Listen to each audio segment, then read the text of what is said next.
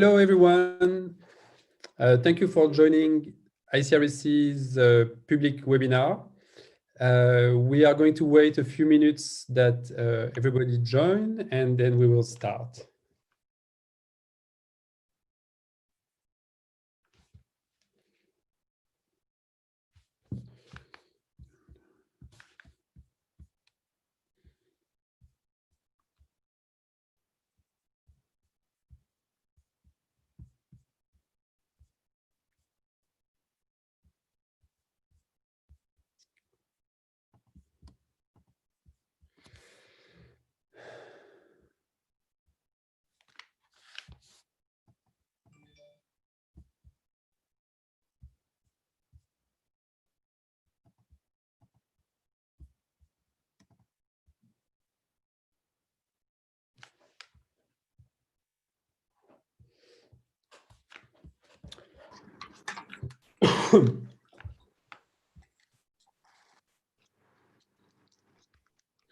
Okay, we'll start now, so there is more time for discussion after. So welcome everyone. My name is Lucas Stevenson, and I'm the coordinator of ICRSE, the International Committee on the Rights of Sex Workers in Europe. So the event tonight is on the impact of COVID on sex workers and other marginalized communities, in particular people facing homelessness and undocumented migrants. And we have several speakers from different organizations which are trying to destroy her. She never gave me the creator's name. Oops. Which I will introduce in a bit. So this event is part of our digital festival, the first time ICRC is organizing a digital festival. You can find the program on our website. It includes many sessions for ICRC members on different topics, from mental health to digital rights, from policing and criminalization to fighting racism in our communities, and public events on COVID-19 tonight, intersectional feminism, and other topics. So you can find information on our website. And I will start now this webinar. I hope all the speakers are on it. So, as you know, from the beginning of the pandemic, sex workers have been highly impacted by COVID-19 and associated measures, and actually the lack of inclusion in some of these measures, in particular economic and social support. ICRC is a regional network for sex workers' rights. We have a membership of 105 organizations in 35 countries. And as soon as the pandemic started, lots of our members explained that sex workers were in very, very difficult situation. Sex workers were not able to work anymore, didn't have access to any economic resources, no clients or curfews impacting them, etc. However, contrary to most other workers, sex workers were not included in economic responses and were really left to for themselves. So we've seen in our region a huge self-organizing of sex workers to support one another. So we have two members of a sex worker-led organization here who will present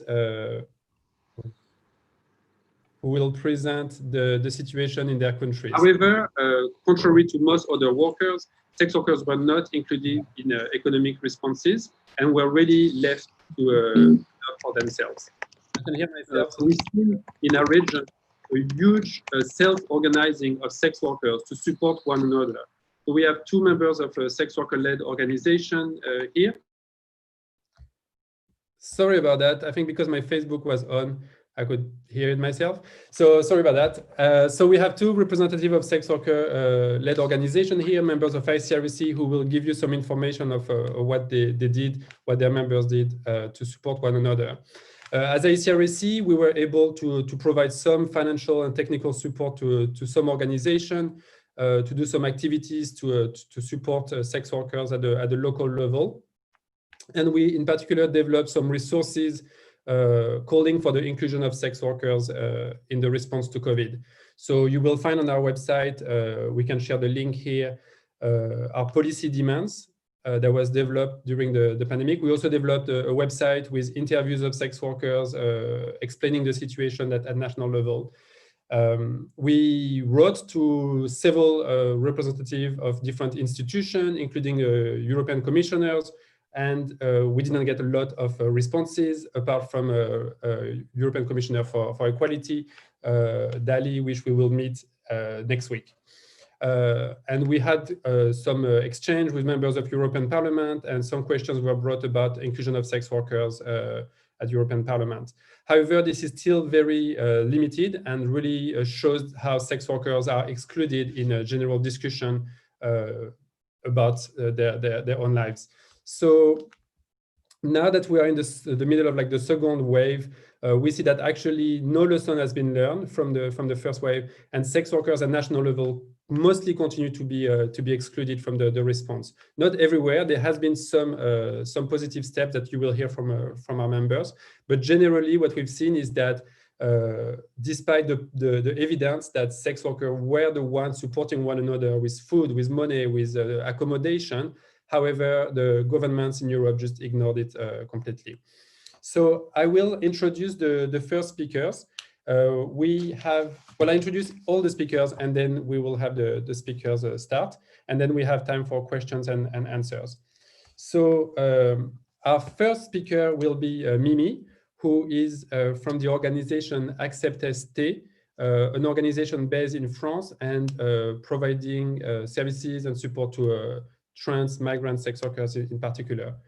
Actually, I will just introduce people one by one. So this is, no, actually I present everybody. Sorry, long day. The next speaker will be Maxime from USOP, which is the Belgian sex worker-led organization.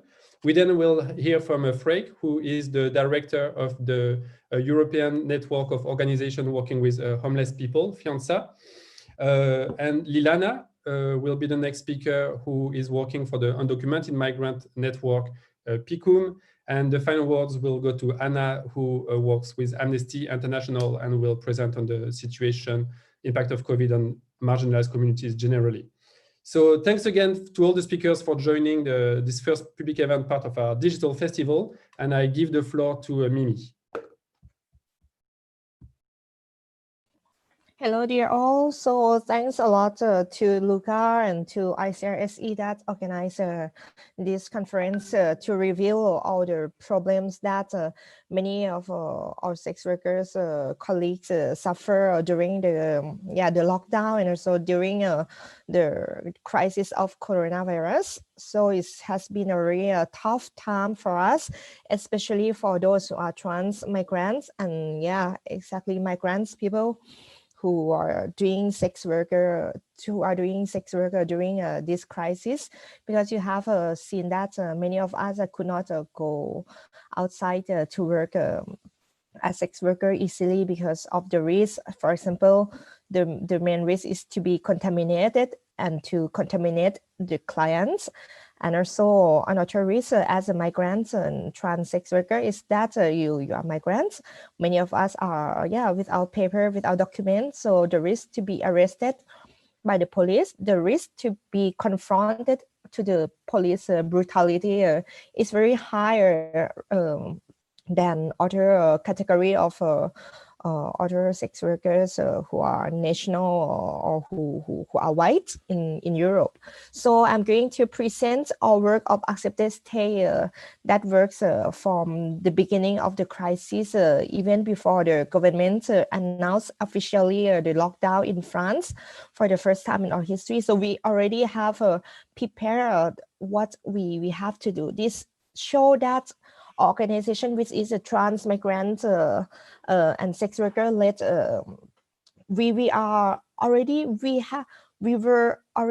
aware of the situation and the negative consequences toward our community even before the government took any action to prevent this catastrophic situation like today. So this show how hypocrisy of the government is really clear. And right now we are going to talk why trans migrant sex workers are now in trouble with the second wave of the COVID. As you have known that our organization, we work with the we work on the distribution of the food how to say, food distribution, and also we put the food back, and also all the medication that are needed for those who are trans sex workers. So it's been like since in the month of March that we have distributed more than 5,000, 3,000 food bag, and also more than 5,000 medikits. So in the medikit, yeah, we also adapt it into a sex kit for those who are sex workers who could not go outside find the condom. So we put the medicaments, put the thermometer, and also the gloves, and also alcohol gel, and also those about the mask, and also those objects that we use for sex for our clients.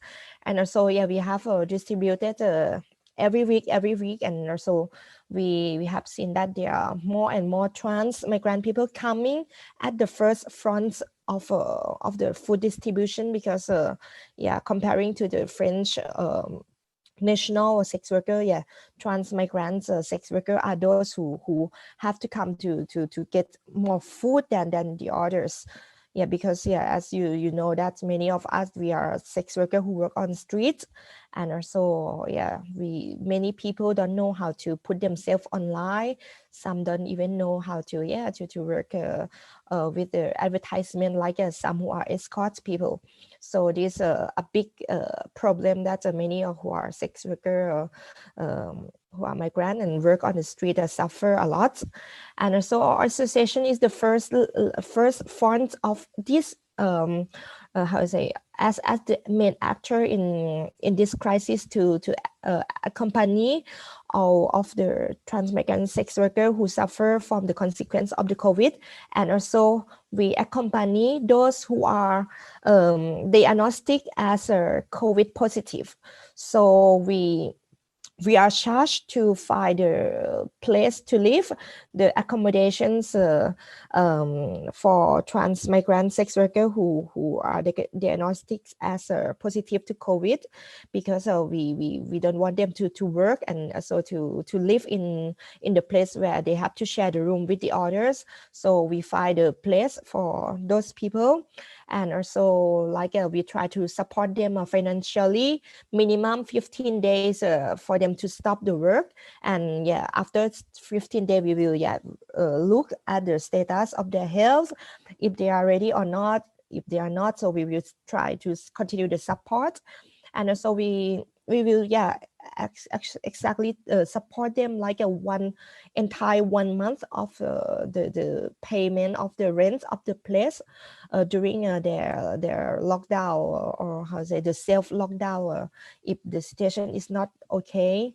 And that's the basic thing that we will try to do with each case that we find that they are positive to COVID. And also we also have collaborate with a lot of medicines, how to say, a lot of doctors who are ready to work with us online. So we develop the strategy of telemedicine, or we can call like a teleconsultation or telemedical consultation. So that's the hospital publics that support us for this project. So many of doctors are in collaboration with us. And also the main problem of our community, public community, is that many of us they are, how to say, they don't know how to use the telephone or some kind of the application.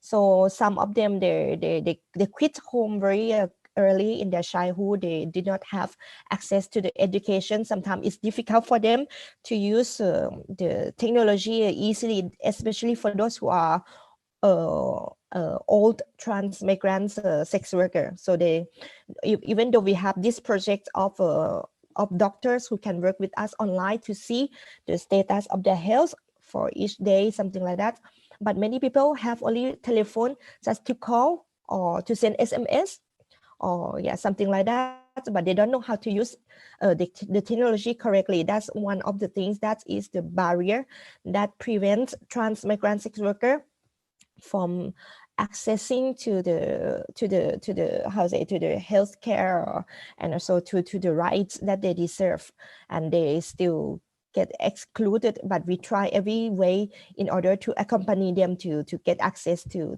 all their rights. And there's so many of us, we feel like a bit like, not a bit, but a lot of guilty sentiments, kind of like if they feel that, yeah, they are positive to COVID, they just feel like I'm guilty, I'm responsible for the order, so I still have to work. But if I work, so people will judge me. So sometimes they are afraid to come to the organization and say that they have the problem with the debt, with money, with the food, and also with their serologic status of COVID. So that's a kind of like serophobia of COVID status that people have to hide, not to show to the other people. And also with all this problem, we have created urgent funding for the COVID that we invest 150,000 euro for the first wave of COVID, and for the second wave we invest more, about 55,000 euro for that. And also, yeah, I'm going to finish this part soon. That yeah, now we have already spent a lot of money, more than 100,000 euro, to help a lot of people to pay the debt of many girls who are in debt for some more than 6 months and some more than a year, because it's cumulated with the COVID time, and from 6 months it become 1 year, some kind of that. Many people who are transmigrant sex worker, as you know, they live in hotels, some live in a really expensive apartments because they don't have the paper, and also, yeah, they have to pay the expensive apartments just because, yeah, they don't have like a working contract like the other people. So some of the landlords, they profit from this to make them pay more expensive than the others. So yeah, we have paid a lot of this for a long time. So we are also working in collaboration at the mediation association that try to negotiate with the hotels and the landlords to reduce the price of the debt, or to see how much we can participate to pay for the debt of the rents of the girls who are diagnostic to COVID positive, or to those who are transmigrant sex worker who could not pay for their rents. So for the last part of this, we are, if you want to help us for the fast, so Luca just write on the Facebook page, you can also donate to fast. But in the same time, we have, like as I said, the urgent funding money that is separated from other funding to just to handle the COVID situation directly. So to finish this, I am going to finish by saying that in this moment, we have to talk more about democracy, but it's not about the democracy that we have perceived in everyday life, but it's about the sanitary democracy. We are talking about the role of the governments and role of the public institutions. How did they help us, or the people who are from the marginalized community, to be able to survive, to be able to be autonomous during this difficult moment? So we have already witnessed that in France, in the Western democratic country like us, that claim themselves as the land of human rights, but actually it's a lie, a big lie, because there's no real democracy, especially when it concerns the sanitary issue of the rights of the minority. So the only aids, or the only support, financial support that we receive is not from the government, but it came from the Mairie de Paris, or the Paris City Hall with Anne Hidalgo. Although you like her or not, but it's the only public institution that supports us for 65,000 euro for both waves of the COVID, and the government did nothing. And any of the proposition of the law to help migrants, trans sex workers have been rejected by the majority of the MP, which are of the part of the government. So this is a kind of the situation that I want to show that many of us we are now fighting and resisting every day, even during the COVID. We are so, as you see behind, those people, migrants who have to risk their lives, still go out on the streets because they are aware that if we don't come and fight and make our rights and our voice more and more amplified, nobody will give any rights to us. All rights and all of the support we have, it's come from the fights and from the resistance that we have consolidated for a long time. And thank you so much. Yeah. Thank you so much, Mimi, for the presentation. The work Acceptes did in France was absolutely amazing, and Mimi and Giovanna and all the team of Acceptes are really doing amazing work. I just point there will be a movie about Mimi, a part of the festival on Wednesday, if you want to hear more about Mimi's story, which is also incredible. And Giovanna, who's the director of Acceptes, will be our guest speaker on the final day of the event on Friday. So the next speaker is our dear colleague, Max, from UTSOPI, Belgium. Okay, is it working? Yeah. Okay, thank you for the invitation, Luca and ICRC. So I'm Maxime Mast, the National Coordinator of UTSOPI.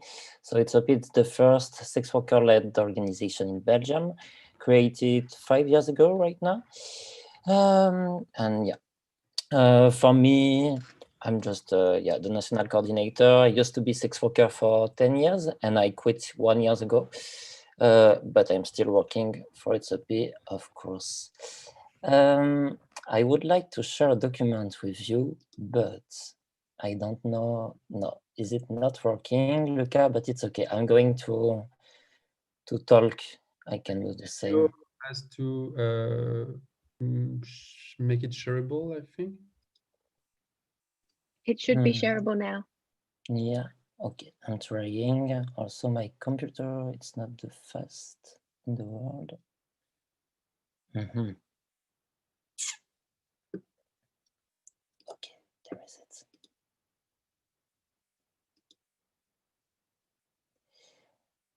Technical things.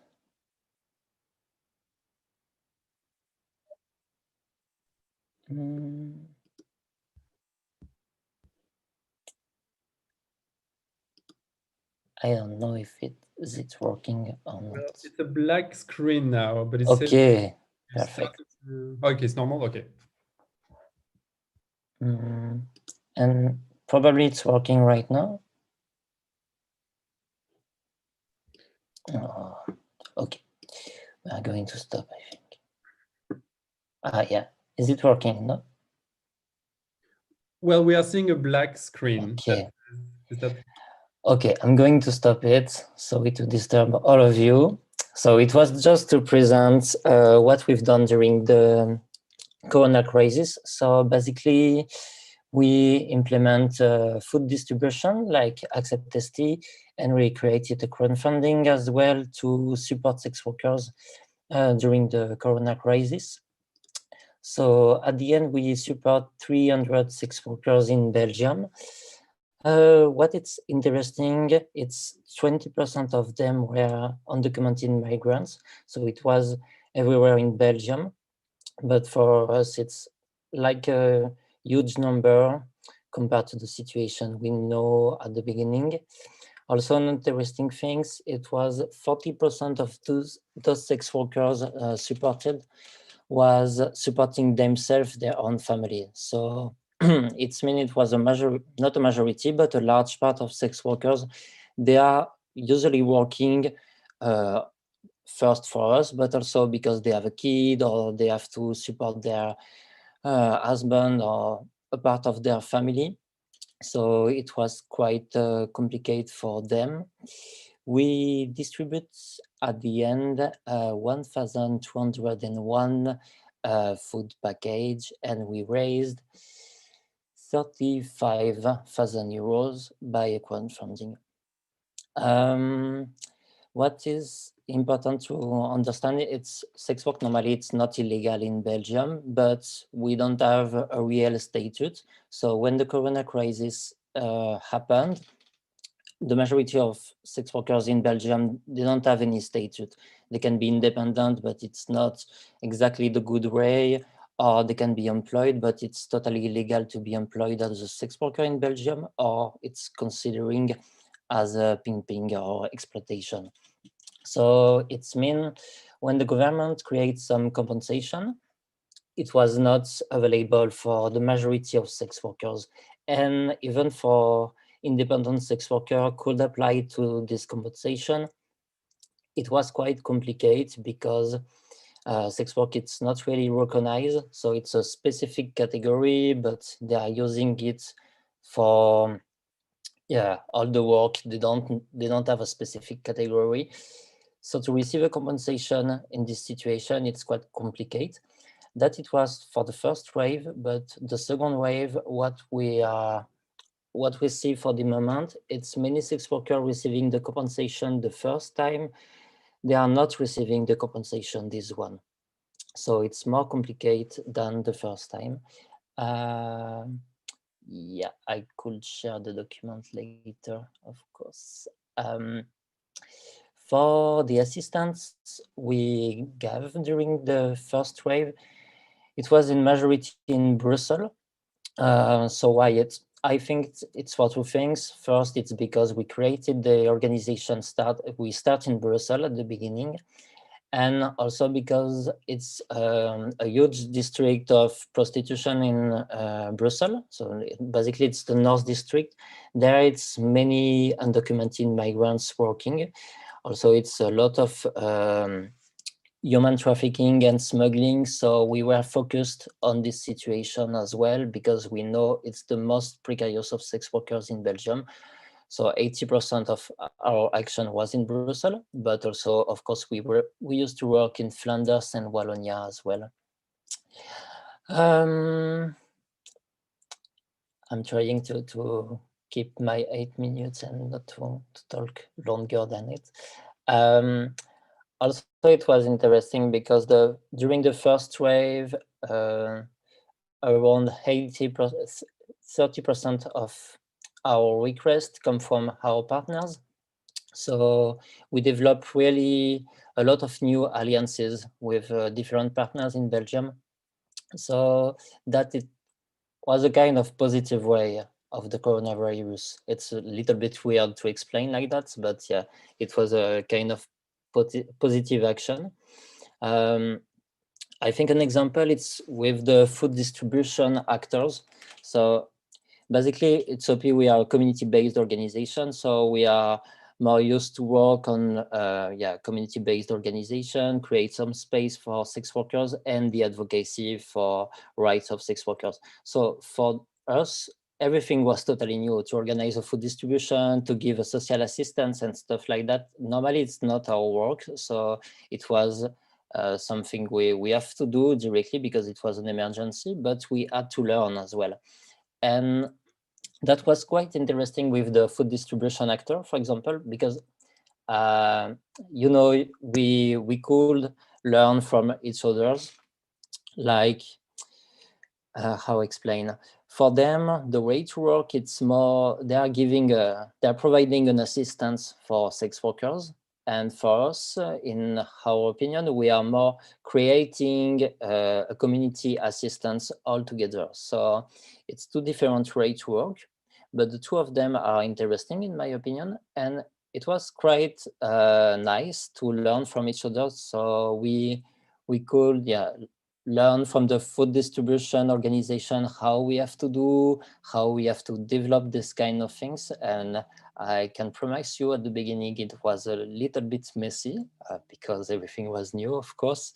But for them as well, it was interesting to work with a community-based organization, because we were in a way, okay, but you know, you don't have to assist people every time. Maybe you can do things with them and we can create all together.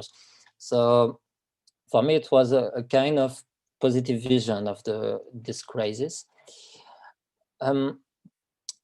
The second one, it was with service providers in Belgium. So it's many services provider for sex workers in Belgium. I think it's 8 or 10. So Belgium, it's a really small country. And with all of them, we don't have, I mean, in the past, we don't have so much contact because we don't have the same vision of sex work, prostitution. For us, we are more, of course, about in decriminalization. For them, it was maybe not clear sometime, or they are more working on human trafficking and stuff like that. But during the confinement, we decided to creating a federal platform to talk about sex work and prostitution all together. And with the idea, okay, maybe we don't have the same opinion about everything, and it doesn't matter. The things right now, it's to work to support sex workers and try to find our common point. And from that, we can work all together. If we are not okay on some point, it's okay, but just let's start to work together, and we'll see the rest later. So it was a quite optimistic point of view, but I can say everyone was okay to work in this way, and now we are still continue to work all together. And honestly, I'm kind of proud of it because it was unexpected at the beginning. Compared to France, of course, it's quite different because we have the support from the government.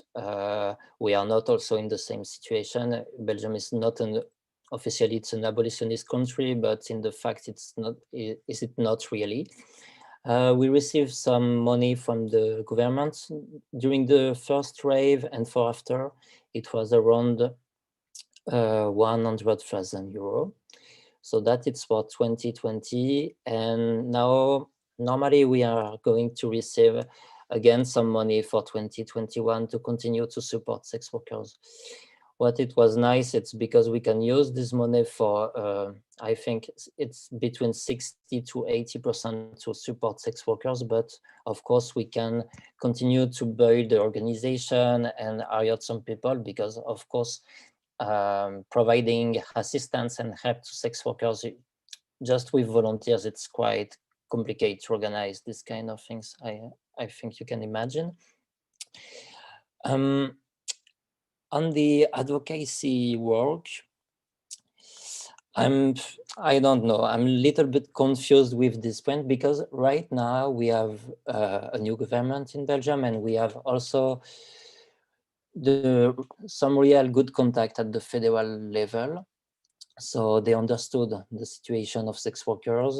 They understood we have to do something. We have to create a statute. We have to consider victims of human trafficking and smuggling and ask to them what they want to change. And so it's a lot of positive things changing. But what we can see for the second wave, we are still in the same position with a lot of sex workers without any compensation. So yeah, it's quite confusing, but we are working in a good way, I think, for social rights for sex workers. Right now, we have some contact with at the federal level with the independent minister. So it's the Minister for Independent Workers, also the Minister of Social Assistance, basically, and they really want to change the situation because they've seen with the coronavirus crisis, okay, it's a part of the population, they are not supported, even if they are not okay with sex work, like in Schaerbeek, so it's a city in Belgium where UTSOPI is based.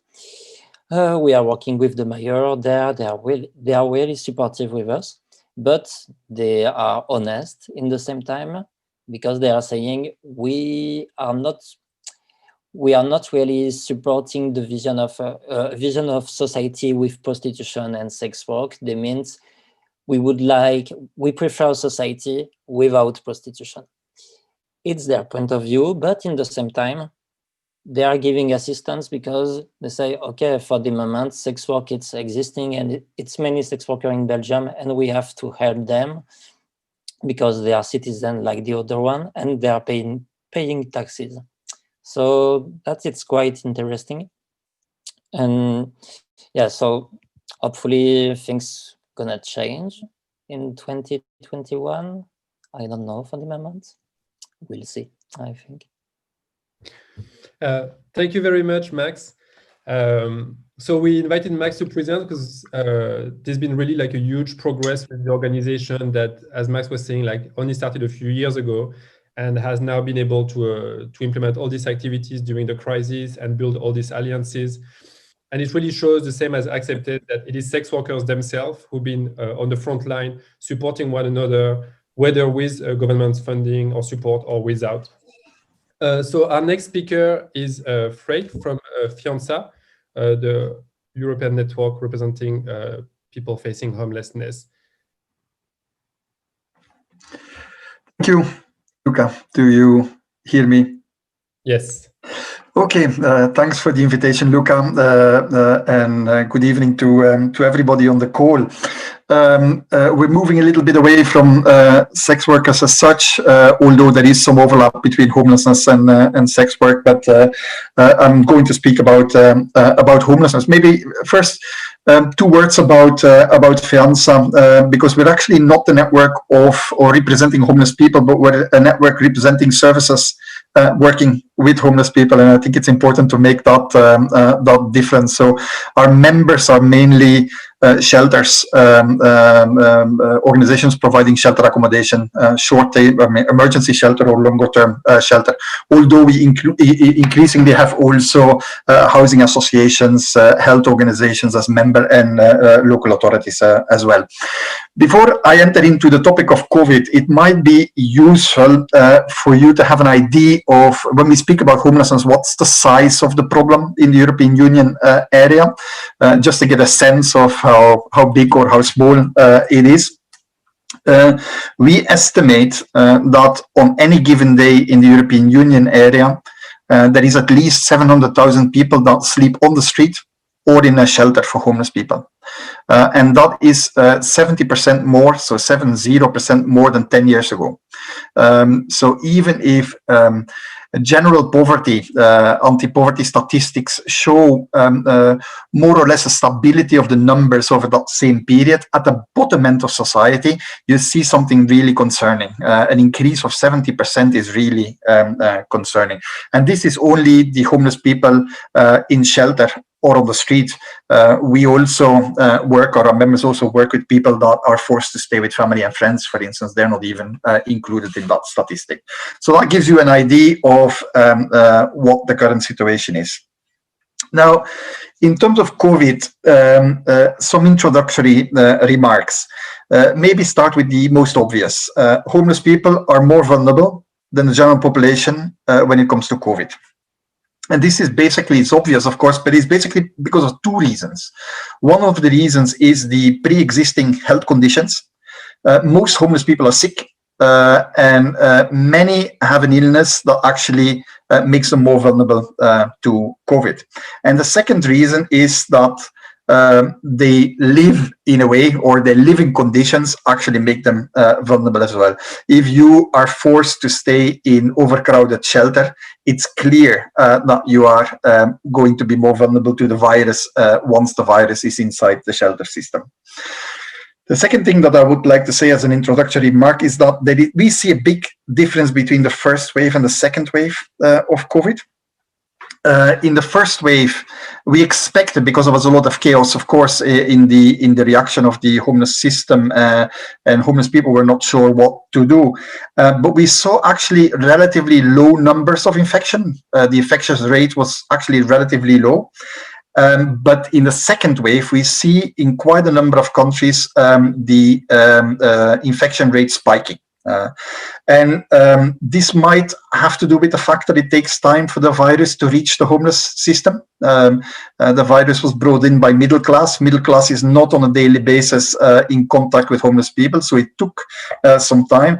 But of course, once the virus is in the homeless system, it spreads very, very quickly. And we know from research that once it's in the shelter system, in a matter of days or weeks, you have 50% of the population that is actually infected. So we see quite a big difference between the first and the second wave, in spite of the fact that the sector is better prepared in the second wave. And the third introductory remark is, I think, and I don't want to simplify things, but the strongest predictor of the seriousness of the COVID infection amongst the homeless population is the state of homeless policy.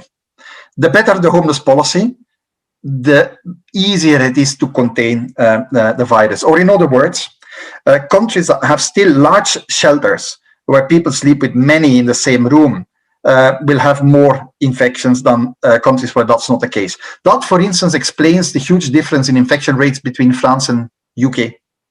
It might be counterintuitive, but we see much lower infection rates in the UK than we see in France. Sorry, now, can you just try to speak a tiny bit slowlier, because we have someone doing caption and they're struggling a little bit. Sorry. Oh, sorry. Excuse me. I have many handicaps, Luca, but one of them is the inability to speak slow. But I'll try to do my best.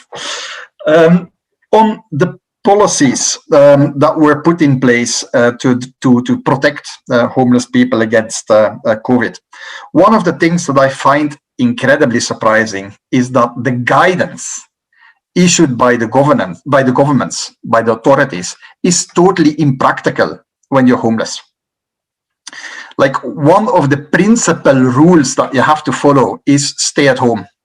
Well, I think it's obvious that it's not so easy for a homeless person to stay at home. And that's where it starts. And I cannot understand why also international institutions like the World Health Organization or the ECDC, the European Centre for Disease Control, have not invested more in precise practical guidance for the homeless sector, because that's absolutely needed.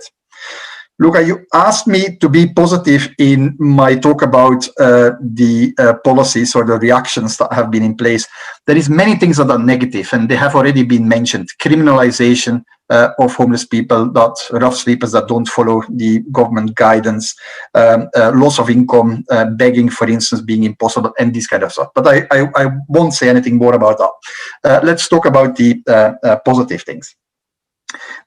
In the emergency, like in the emergency response, something that has been really remarkable is that many countries have managed in a couple of weeks or a few months to get the large part of the rough sleepers population off the street into safe accommodation.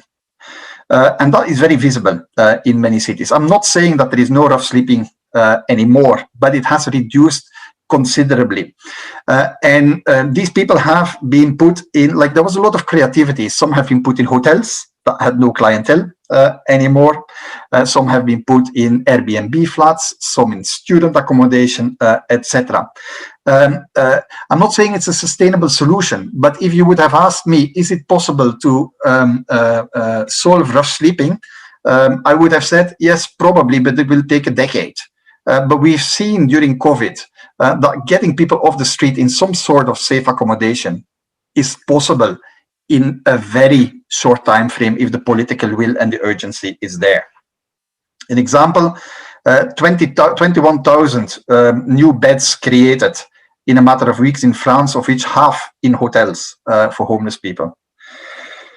Another positive thing is that the shelters, there's a lot of things that happen in the shelter system, but night shelters became 24/7 shelters, because it made no sense anymore to throw people onto the street in the daytime. I really hope that that will stay and that we will not go back to night-only shelters, which is a ridiculous system anyway, so that we can build on that and keep the 24/7 shelters, which provide services 24/7, and food. Like this ridiculous system where people are thrown out in the daytime and then have to go and look for food and go to a social restaurant and then back to the shelter. It is not helpful when you want to integrate people. Another positive development is that in many countries, access to shelter has been made easier for people with an difficult legal status, a precarious legal status, like for undocumented migrants, EU mobile citizens that are homeless and have no right to stay. So Portugal is a good example in that respect. And the last good positive example in terms of the emergency response is that we have started to experiment with social support online. And sometimes it works very well.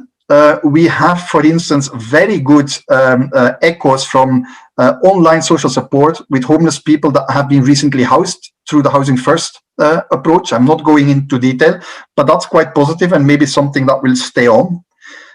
And maybe a very tiny last thing in terms of food aid. Countries like France, for instance, have, instead of giving food to people, have given vouchers to people so that they can go to the shops like anybody else. Maybe that's also something to remember, because I don't see why homeless people have to be handed out food and cannot go to the shop to buy food like anybody else. That's the emergency and the positive developments in terms of emergency. In terms of the longer term, I think there is some countries, not many, and some local authorities that have used the COVID pandemic to basically change the way they address homelessness and to move from managing homelessness in the shelter system to ending homelessness by providing immediate housing and support. And that's something that is really brave and courageous and should be encouraged, and hopefully can inspire other countries. I'm not going into any details, but the Netherlands has been a real good example where recently 50 million euro has been invested in housing solutions for very precarious groups, including homeless people. So I think that's something that we have to build on, and hopefully it can inspire other countries. Very quickly, and then I'll almost end, in the area of health, specific health interventions for homeless people in the context of COVID. The testing was very chaotic, but there has been really good examples of outreach in some cities to reach out to homeless people and get them tested for COVID. Copenhagen, London, Dublin, these kind of countries. And sometimes it was just a question of repurposing the outreach equipment that was available for TB testing to use that also for COVID testing. So that's quite interesting. I'm very curious to know, in terms of the vaccination strategy, if very vulnerable groups like homeless people will be prioritized. In the Commission proposal for a vaccination strategy, they are actually one of the priority groups, so that's a good basis. But I have not heard any detail of how the Commission intends to reach out to them. And then the last thing I want to say, Luca, is the outlook to the future, because we have not spoken, I mean, people before me have spoken about the housing conditions and the housing situation of sex workers. Well, there is, many countries have, during the COVID crisis, have put in moratorium, eviction moratoria, we call it. So because there is many people losing their job or having reduced income, cannot pay rent anymore, but the landlords cannot throw them out or evict them as long as the COVID crisis is there. Now, some countries are lifting this moratoria, and other countries are thinking about lifting this moratoria. It's of course clear that that will create a spike in homelessness. There is very interesting research in the US that lifting the moratoria, eviction moratoria, has impact on the spread of COVID, negative impact, and of course, negative impact on housing exclusion and homelessness. They found that the 27 states in the US where they lifted moratoria during the COVID crisis have seen 5 times more COVID deaths than other states. Of course, there is an issue of causality and correlation, but still it's an indication. So I think we'll have to be prepared for a spike in homelessness after the lifting of the eviction moratoria. And the conclusion for me is that the COVID crisis is serious, it's chaotic, it puts a lot of stress on the homeless sector, but it allowed us to pitch homelessness also as a public health issue. And in that context, it's much more easy to plead and mobilize support for providing housing and support for homeless people as a health intervention rather than keeping on the street or in shelter. Thank you. Thank you very much, Rake. We wanted to have you on the talk because we know that there is an overlap, quite big overlap between sex workers and people facing homelessness, with many sex workers having housing issues, like Mimi was saying, for example, like trans migrant sex workers having to share accommodation, and how this impacted, how COVID impacted their lives. And I hope we can continue collaborating on advancing rights of both communities. I think what's really interesting is that, as you were saying, there is a lot of evidence-based resources on how to protect the health of people facing homelessness. And it's interesting to see how these guidance are sometimes completely ignored by governments or then or considered. And it's really similar to sex workers. We know that, for example, decriminalization of sex work is the best practice, is the best legal framework. And however, we see lots of governments just ignoring the evidence and only considering sex work as an ideological issue.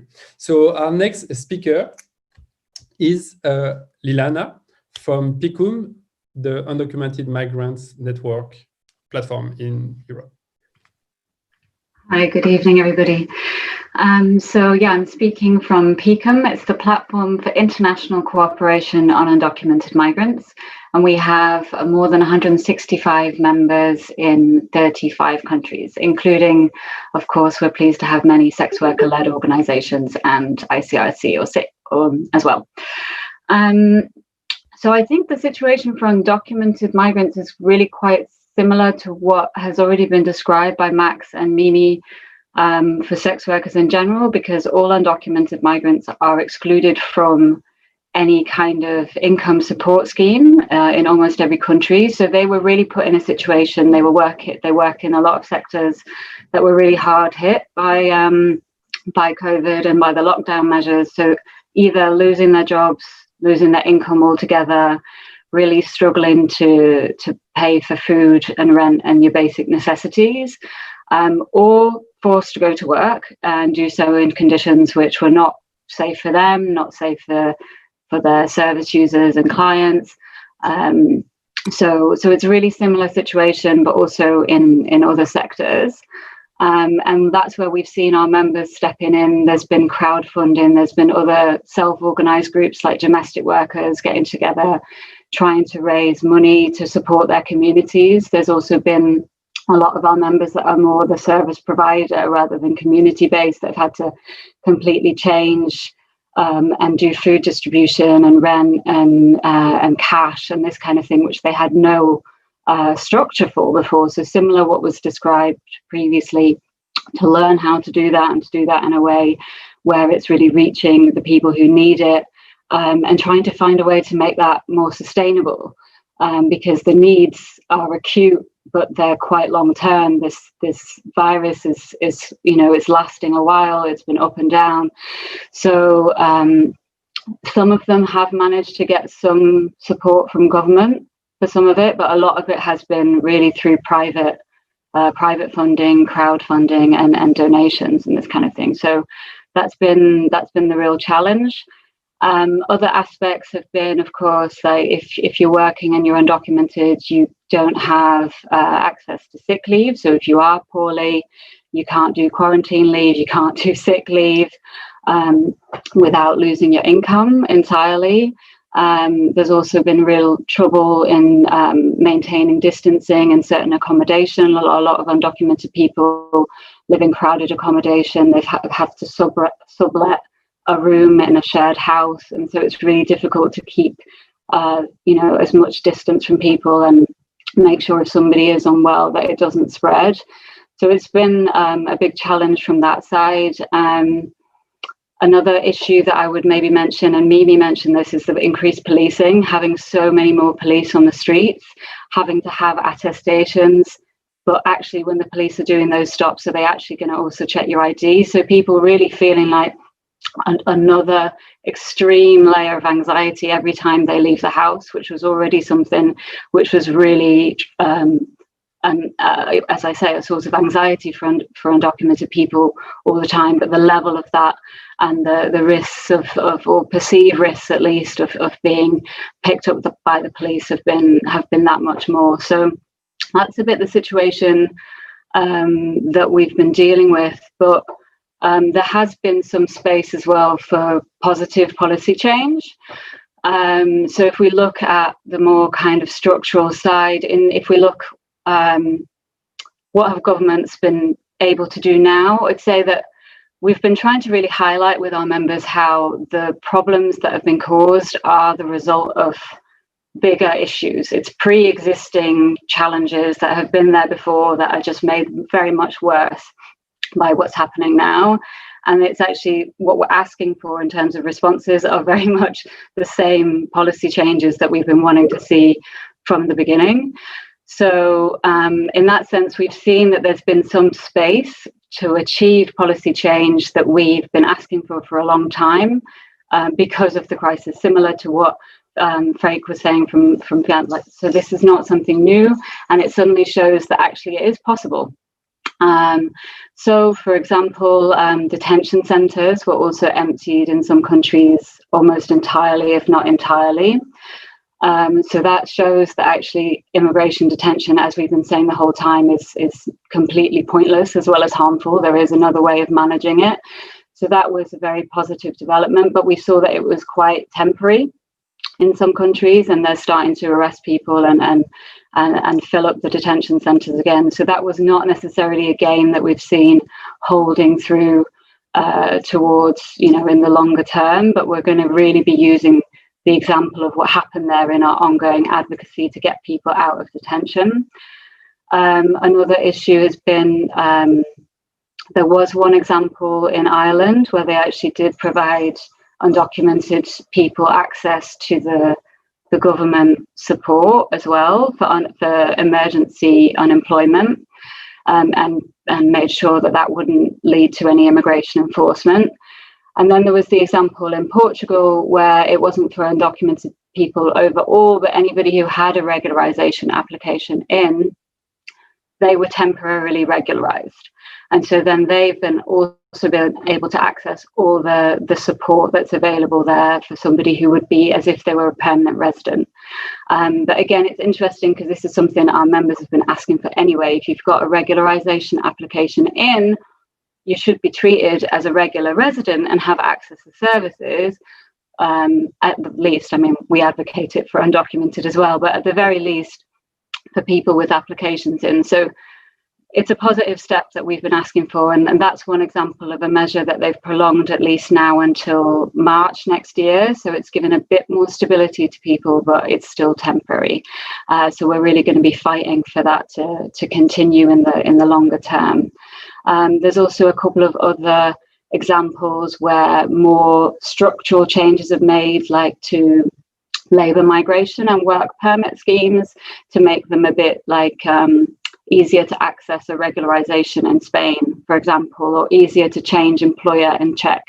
So those are things that we see are really small, but things that we've been asking for, that somehow the conversations that we've had around COVID and Corona have really helped us push some of these things forward a bit more. So yeah, there's some thoughts, and I think maybe I would just end, I think, in a more general way. What I've found is that the discussions around regularization have grown everywhere in Europe in a way that we haven't seen as peaking before.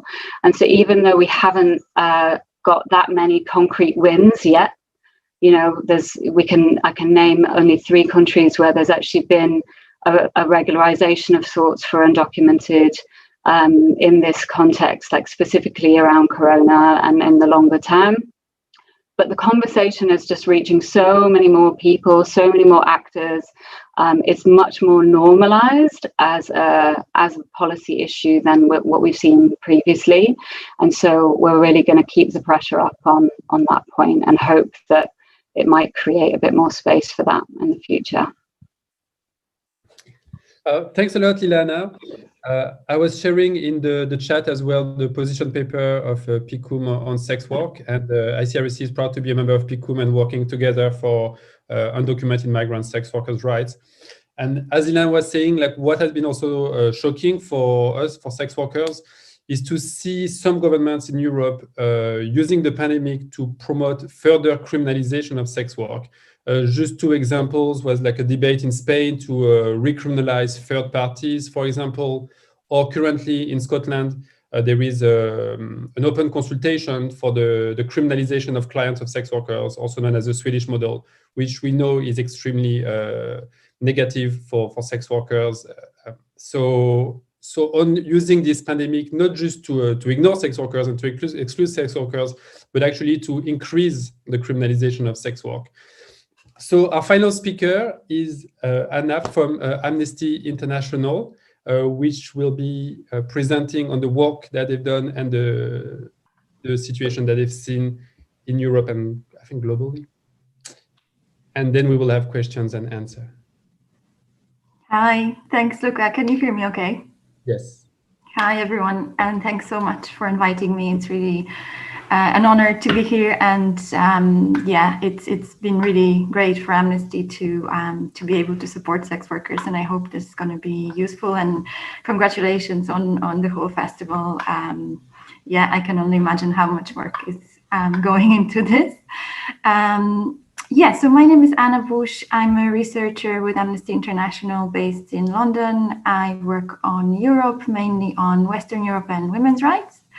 For the past few years, I've been mainly working on access to justice for sexual violence and our Let's Talk About Yes project, but now I'm developing, since the beginning of the year, research on sex workers' rights in Ireland.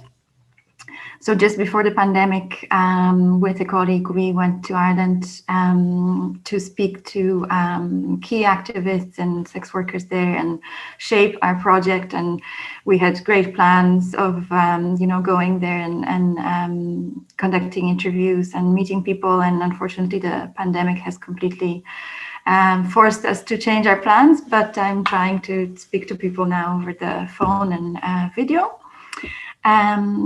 And more generally about Amnesty, it's an international human rights organization that's been around since 1961. And basically the research that we conduct, it's not academic, it's for campaigning and advocacy purposes. So we use our findings to expose how states violate human rights and highlight what they can do to do better. In 2016, we published our policy on the human rights of sex workers, and this was based on extensive consultations throughout the world with sex workers, with activists and experts, and also on research in 4 countries. So it was Norway, Argentina, Hong Kong, and Papua New Guinea. And the policy makes several calls on governments. So, for example, to ensure sex workers' protection from harm and exploitation, enable sex workers to participate in the development of laws and policies that affect their lives and safety, and also ending discrimination in access to education, healthcare, and employment. Amnesty's policy also recommends the decriminalization of all aspects of consensual sex work. And I think the key to our work on this and what we're trying to do at Amnesty still is really highlighting the kind of key message that sex workers' rights are human rights, which I think is not always recognized in the broader human rights community. So we're really trying to, as much as we can, you know, send that message out there and support sex workers so that this is noticed by NGOs, by international treaty bodies, and by governments in different countries. And I think when COVID hit, it was very quickly apparent that this is often not the case, and that sex workers are very often disregarded completely. And the impacts on them, as Mimi and Max said before, you know, are not noticed, are not obvious, are not addressed in appropriate ways. So, for example, through lack of access or huge barriers in accessing any kind of emergency grants. And we saw a proliferation of different grassroots initiatives, which have been really impressive, and crowdfunding and everything all the speakers mentioned, to basically support each other. But you know, that this should not replace what other people have access to. And of course, the other thing we noticed with regard to sex workers, but also other groups that I'm going to cover shortly, has been also the fact that COVID has impacted, you know, so many existing human rights violations. So, for example, violence from partners and other people, access to adequate housing, lack of opportunities, invasive policing and immigration enforcement related human rights violations, and very often discrimination, transphobia, racism, all of this that the others have already mentioned. More generally, in our work in Europe at Amnesty, we have indeed noted and documented huge impacts on people in different situations of marginalization. So, for example, in the UK, but it's not the only country where this has been happening, it became quickly apparent that Black people and people from ethnic minority backgrounds have been disproportionately affected in terms of their health impacts, which is most likely a result of many years of systemic discrimination in access to healthcare, but also, for example, housing. So resulting in people very often living in overcrowded conditions. We also documented huge impacts on Roma communities. So, for example, in Slovakia, very quickly into the pandemic, the authorities imposed mandatory quarantines on some Roma communities. And of course, refugees and migrants, for example, in Greece, have been hugely impacted. And as Lilana and Frank, sorry if I'm mispronouncing your name, mentioned, you know, we have seen several really interesting examples of, you know, countries all of a sudden being able to regularize people in certain situations. So this happened in Portugal, as you mentioned, for example, and it became apparent that how crucial the work that many people in irregular immigration situations are doing, and also how arbitrary these immigration restrictions are, and you know how something that has seemingly been impossible for years, and as Dilana said, you know, one of the kind of key goals for many organizations and activists could all of a sudden be achieved, even though it was previously so difficult.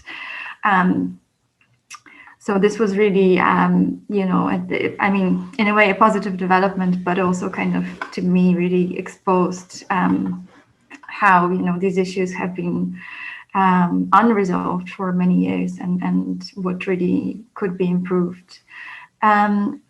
We have also at Amnesty documented frequently instrumentalization of COVID laws in different countries. So, for example, Poland, France, Greece, in order for the authorities to curb protests and in ways in which policing has been happening. In Poland, this is also related to sexual and reproductive rights. A few weeks ago, there was a ruling by a constitutional tribunal that effectively banned abortions in most circumstances in the country. And it was quite clear that the authorities were hoping that people would not be able to protest in huge numbers like they have in the past on this topic in Poland. Also, in terms of accessing actually sexual and reproductive rights, we observed a sort of a relegation of these services to the back of the queue in Slovakia, for example, with the authorities saying that now we are dealing with COVID, so people who are pregnant and need abortions, you know, this is not our priority, you can wait to access these services. And of course, as many frontline organizations have been reporting, we observed impacts on women experiencing violence in their homes, increases in reports to these organizations, and increases in calls to helplines during lockdowns. And we also covered government failures to effectively ensure the rights of people in care homes. We had 3 reports on the UK, Spain, and most recently Italy on this topic. And I want to share a publication with you. I'm going to try and share a link in the chat instead of sharing my screen, just to be sure that I don't break anything. So we issued in July this sort of public statement with many recommendations, all grounded in human rights law and standards, and our research to governments in Europe on how to safeguard and improve access to their human rights of sex workers. And I hope that people may find them useful in their advocacy, and you can use this document if it helps in any of your campaigning and your calls. And I think I kind of picked 3 key recommendations to governments in Europe on sex workers' human rights from this public statement. So one would be including sex workers as well as all self-employed and informal workers in financial support programs without any discrimination. The second, repeal laws that criminalize or penalize sex work directly or in practice. And thirdly, make a targeted effort to reach people in situations of marginalization who may have compromised health and need specific treatment or protection from COVID-19. This may include sex workers, migrants and refugees, people living with HIV, people who use drugs, and those experiencing homelessness. And to finish, in terms of positives and hope that you asked about, Luca, I think one such development for me has been these regularization initiatives, even though they're not ideal. But I think just that kind of hope that they might make people realize how arbitrary some laws and regulations are, and that really it should be the human that we all should be caring about. And the fact that seemingly impossible things could be achieved, that gives me hope. And secondly, from a personal perspective, because I'm from Poland originally, it's been really great for me to see that people were able to find ways to protest, and really in huge numbers, and not be limited by COVID, finding creative ways to protest, and really kind of keeping the spirit, because this abortion ruling really resulted again in huge protests that are now about much more than that, actually. And that really kind of gives me a little bit of hope. So yeah, that's it for me, and happy to answer any questions. And again, thank you so much for having me. And thank you very much, Anna. I also wanted to point that during the festival, we will have a member of Sex Work Polska, which is the Polish sex worker-led collective, that will be present on our panel, Intersectional Feminism. And we'll talk about the intersection of sex workers' rights and the fights for reproductive rights in Poland. And I think that's Thursday. So thank you so much to all the speakers. I hope it was useful for the attendees to hear this different perspective. And we were trying to, of course, the crisis has been extremely negative for marginalized communities, but we're also trying to be hopeful in seeing how we can learn from the crisis and hopefully have better rights for our communities. So I think Mimi had a point she wanted to make, and then we can open it to the audience for questions. Do you think you have to type questions? I don't think I can unmute people. I don't know, actually. Okay, thank you so much, Luca, and to everyone, all the speakers. Yeah, that's very important to show up or solidarity with the. Do you hear me? Okay, sorry. To show up the solidarity that we share about these intersectional problems. So for me, the point that I want to I forget to raise, and I want to add it when I heard something about migrants and undocumented people face. Yeah, I agree with.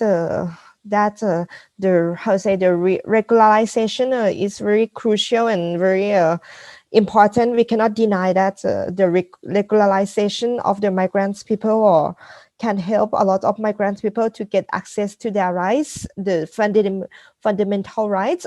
And what I forgot to say in the beginning is that in France, in order to regularize the undocumented migrants people, so for us, the people who are working with trans migrant and sex worker who are trans migrants, so we have witnessed something that is in contrast to the reality of helping the migrants. It means that the government, they did they want to deport more trans migrant sex workers. So they are the main group of the people who are targeted by the government during the COVID crisis. So from the beginning of the crisis, we have 20 persons who are trans migrants and sex workers. They are all trans migrant and sex workers. And they got the signal from the government, from the prefecture, from the police prefecture that they are going to be deported from France during this COVID crisis, even though they know that nobody cannot go out from France during this moment, but the police still working to oppress us and to target this population intentionally. So and we already won 5 cases of trans migrant sex worker from being deported, but now there are still more and more people who face more of the regulations that try to cancel the rights of residents in France, especially for the trans migrant sex worker who don't have enough income and could not declare their income as they could like before. And so that could be the condition that the police prefecture can expose or deport them by saying that they don't have enough resources that allows them to live in France. So that's show that the police is still working against us, and we are now people who are the oppressed population and marginalized population, and we need to consolidate or bridge with those who are homeless people. For example, many of the trans migrant sex workers who came to France, they are almost not more than 90% that suffer from being homeless in their own countries before coming to France because of transphobia. And what the government has been doing since the beginning of the COVID is that they are now reinforcing the transphobia, the racism, and also the poverty and all the problems that exist already. And this, the time that we have to say that all of the marginalized community, we need to fight together. We need to support each other in order that all population, those who are the most oppressed, could have a better life and could have the fundamental rights as other human beings. Thank you. Thank you, Mimi. So I think I can unmute if somebody wants to make a comment or ask a question. If you raise your hand, I should be able to unmute you.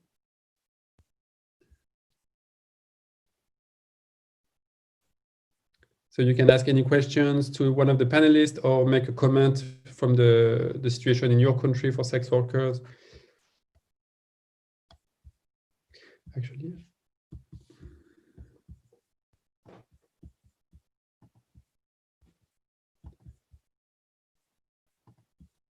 Or if you are shy, you can type in the chat room.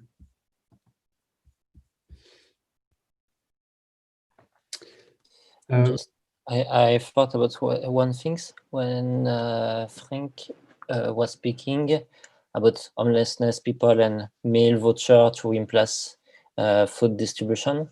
And it's one positive thing in Belgium. It's from the government. We receive money just for 2 months, but it's still for 2 months to develop some.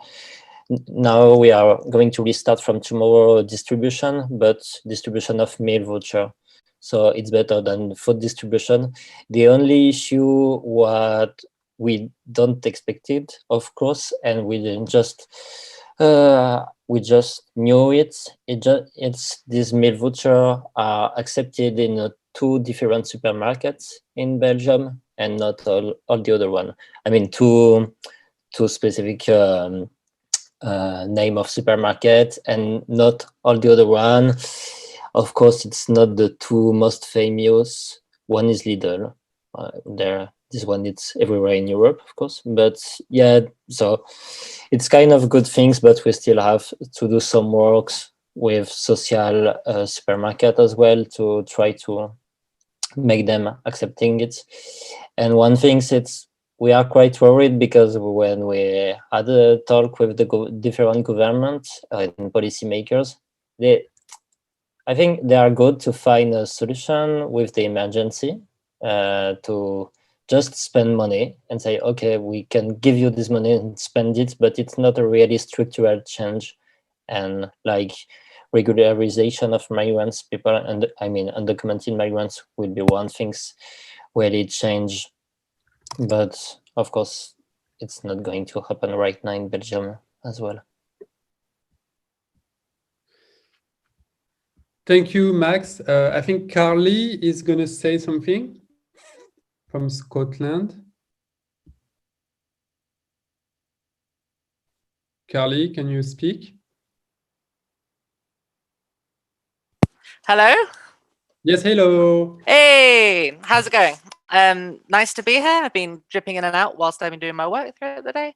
I'm in Scotland. I'm a board member at ScotPep, and we work closely with Umbrella Lane to provide sex worker-led organisation spaces and activism here in Scotland. Some of the things we've been doing during the coronavirus pandemic is we've been kind of resisting the state. I don't know if you've been following in Scotland at the moment, but they're trying to bring in the Nordic model, which is crap. And part of that is that they've been giving funding to exit organizations and groups that aim to criminalize sex work in order to provide like aid for sex workers during the pandemic.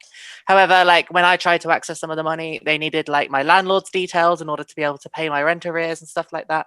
So like really bad steps and like lack of ability to actually provide anything meaningful.